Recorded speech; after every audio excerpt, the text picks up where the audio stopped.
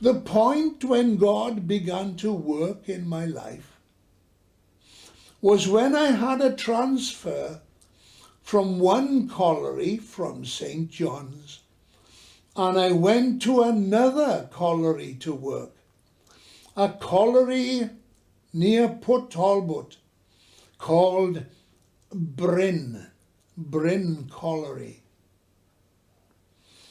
And it was there one day that I met a young man. I didn't know him before, but this man, young man, he was a fitter at the colliery. He was to become one of the main men within my life. God had put him there because Johnny Jones was a Christian brother. I didn't know him.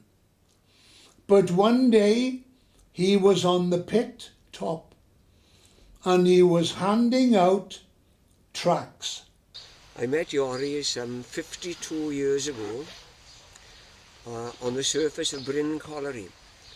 I was distributing Christian literature, and Yorrie happened to come across my path, and I put a tract in his hand, and Yorrie showed interest in the gospel of Jesus Christ. I spoke to him several occasions after that regarding his soul, because I felt in my heart that the Lord had his hand on his life. He said to me recently that he went through a lot of stick because he had dared to speak to me. It did become a bit of a joke in the colliery I worked at, because Yorrie, after I contacted him, would visit me in the fitting shop, and because of his background and his past history, he was very well known in the locality. And people would say to me, "John, you'll never change that man, it's impossible."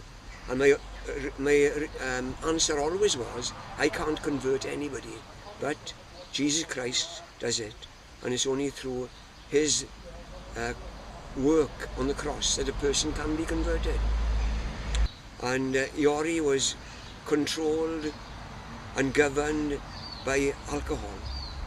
His life went around the local pubs, the pub scene, and he had a great difficulty in giving up the drink. And on many occasions I'd arranged to meet Yorrie on a Saturday to try to lead him away from the pubs. We'd go off somewhere for the day, or to a meeting, to a church service somewhere, rather than him spending his time drinking in the local pub.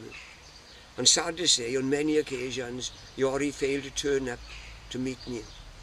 And because he had great difficulty in walking past the pub. When he smelt the beer, Yorrie went into the door, because that was the hole, a stranglehold really, it had in his life.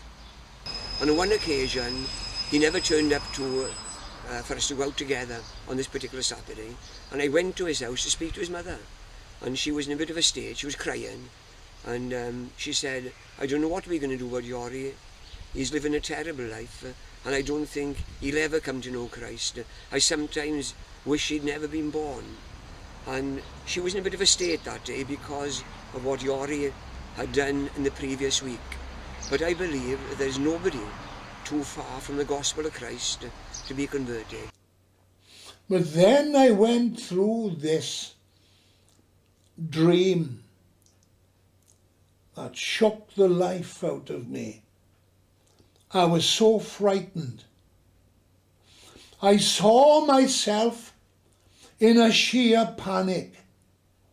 I was running from something, and I was falling over. While I was in the process of running, I was falling, and I was picking myself up. Then I would continue to run, and behind me I could hear this low and echoey voice, "I have warned you, I have warned you, I have warned you." I woke up that night, I remember it so well. I woke up out of my sleep and I sat up in bed. I was absolutely soaking in sweat. I, had I was so wet and frightened. I shouted and screamed. God was obviously talking to me. And when I shared this with John, he said, Yorrie, God is very seriously calling you. And I don't know how long he is going to stay calling. He said he wants you to surrender. I really was getting frightened now. Really was getting frightened. And then I had to go into hospital because I had an abscess. While I was in hospital, going through, first of all, the preparation to go through this minor operation, that a minister of the Apostolic Church, a certain Pastor Ivor Davis, came to visit me in hospital, and he spoke about Christ. He spoke about what the Lord Jesus could do in my ramshackled life. So I said to him, perhaps just to get him out of the way, I said to him that when I come out of hospital, that I would come and see him at the church. But I had no intention of going to the church. And this local apostolic church had begun in their Thursday prayer meetings. Pastor Ivor Davis was bringing my name to them Thursday after Thursday as a point of prayer. Many of the people there didn't know me, and I certainly didn't know them. But they were praying Thursday after Thursday, Thursday after Thursday. And prayer works, friends. I want to tell you that prayer works. I was totally unconscious of this chain of prayer that was going up on my behalf, that God would rescue Yorrie Richards from the kind of ramshackled life that he was living at the moment. The amazing thing is, one Thursday morning, my friend Billy and I had agreed to go out on a drinking session on a Thursday morning. We got so drunk that I didn't know what happened with Billy. But I decided to make for home. I eventually reached home. I went to bed for a while. And then on Thursday night, I was out again. I went out on the Thursday night. And I went into a pub called the Maltsters Hotel. I sat at the table in the Maltsters Hotel smoking and drinking. I smoked as well in those days. I sat at that table all alone, And I thought to myself, there's something wrong with the atmosphere of the public house. And I was pondering on the idea of going somewhere else and to change my public house. And as I was pondering, I seemed to begin to think about the Apostolic Church, which was not 100 yards away from where I was sitting in the bar. And a voice so intense, so strong, that it may as well have been an audible voice. Go down to that church. Would you believe it? Was God talking to me as a result of the prayer of these people?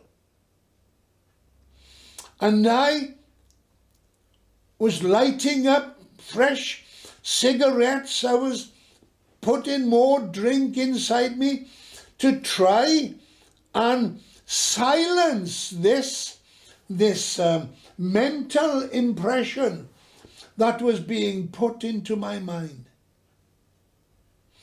And finally, I decided to come out of the Mosters Hotel. So I came out, and the swing doors closed behind me. It was a very dismal night. Remember it so well. Light rain, very, very light rain. And the roads and the pavements were wet. So I walked along this pavement. I went down these old stone steps, over an old concrete bridge that was on the bottom of Temple Street. Not far away was the Apostolic Church. Now, what I am about to tell you is true, absolutely true. But I got finally to the door of Carmel Apostolic Church. I didn't go in through the door. I paced the pavement outside like an angry tiger in a cage, pacing back and forth and back and forth. And I was wondering, what am I doing there anyway? Shall I go in? Shall I go to another public house?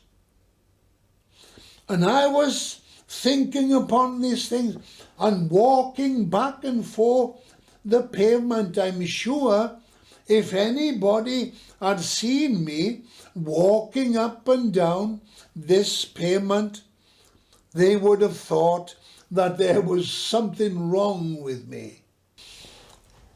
Eventually, I ventured in myself. I went into the church very sheepishly, and I remember opening the inside door, and I went into the hall. I could see a lot of bowed heads as they were praying, and I went in. The time was perhaps by now about 8:30 to 8:45. And that night I sat there in my jeans and in my t-shirt. I knew I was at the crossroads of my life. If anything was going to happen, it was going to happen now.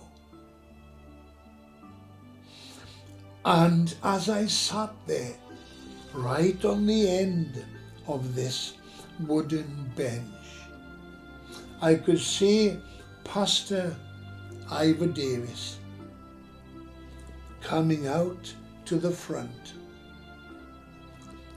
He was going to close the meeting, but he saw me there and didn't close it. But I could see tears running down his face.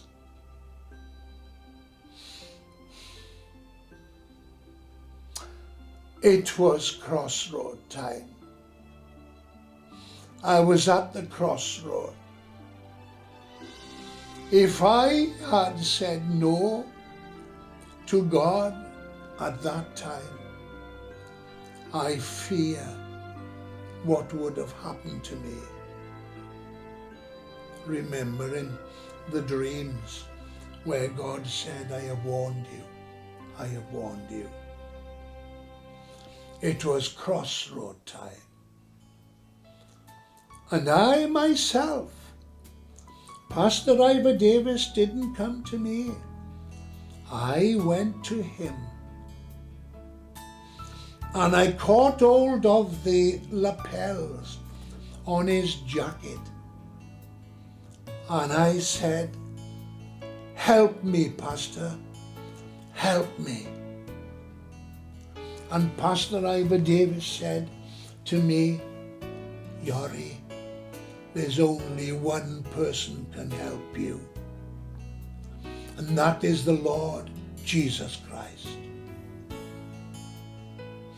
And he said, would you like to pray? And of course you will remember that I had this chronic stutter. And I said, Pastor, I can't pray. I can hardly put two sentences together. He said to me, and I shall never forget it, when you pray, it's your heart that God is listening to more than your words. He's listening to your heart. Your heart is praying before the words come out. And I remember him saying that. So I agreed. And we both knelt on the floor. He prayed first. And then he said to me, simply ask the Lord Jesus to come into your life. And so I did. In my stumbling, stuttering way, I seemed to say some sort of a verbal prayer. But it's my heart was praying more than my mouth was. And that night, a transfer, I had had many transfers, a transfer on the railway, a transfer from one colliery to another, but here was another transfer. One who was being transferred from death unto life, from darkness into light. I didn't know what had happened to me that night. I had no recollection of any basic biblical teaching at all as to what had happened inside of my life when I surrendered it to Christ. I know now. But that night, I simply prayed, and I had heard someone say, under new management, and my life was under new management. And that night, there was great rejoicing in that church. Can you imagine? Can you imagine their feelings when they had been praying Thursday after Thursday, Thursday after Thursday, and here I am coming from the Malsters Hotel with a couple of pints of scrumpy in my belly, coming to give my heart to the Lord Jesus Christ. I smoked, I chewed tobacco, I took snuff, but that night, coming out of the church, I put my hand in my pocket and felt a packet of cigarettes, and I remember it was Woodbine. And I remember ringing the packet of Woodbine. I wrung it until it broke into two halves, and I threw them onto the floor. Now I have heard of others struggling to give up smoking, but I can tell you with all truthfulness, God did a miracle with me that night. There was no struggle, and I have never put a cigarette to my lips from that moment when I surrendered my life to Christ. No cigarette has ever been put between my lips. I have had total freedom and total liberty. More than that, even the drinking ceased. He was due to appear in court at the time because he had broken into some shop, him and his mates, and they'd stolen fruit and or whatever. And our pastor at the time was a man by the name of Pastor Ivor Davis, originally from Aberdeen. He went to court with Yorrie to vouch on his behalf that Yorrie was now a changed man. And of course, this all came out in the local press. The headlines of the local gazette was, "Man run wild before he got saved." And Yorrie's testimony was then blazed across the town. Of course, it was still a joke. I mean, the men in the local pubs, knowing what Yorrie was, still wouldn't believe that a man like Yorrie could be changed. But our God can do anything. And as I've already said, there's nobody too far from the gospel of Jesus Christ that can't be reached. How I thank God for a changed life.